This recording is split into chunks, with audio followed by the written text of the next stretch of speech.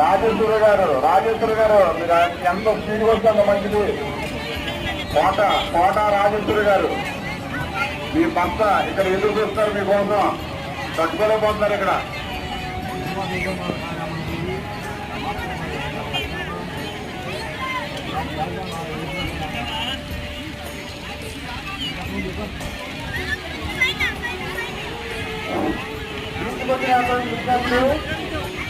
తగ్గదాటి ఆ సైడ్ వెళ్తున్నారు,